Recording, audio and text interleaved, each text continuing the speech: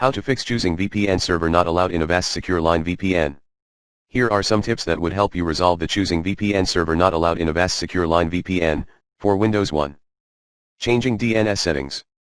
Note, reboot the system twice and try again. 2.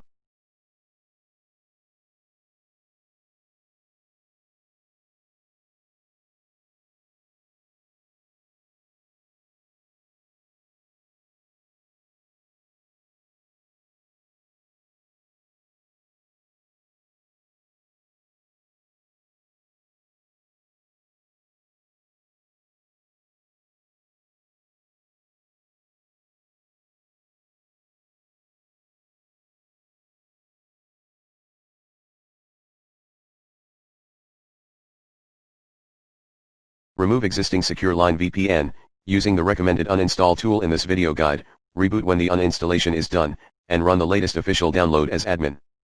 3. Contact Avast support at https://support.avast.com/contact for more assistance.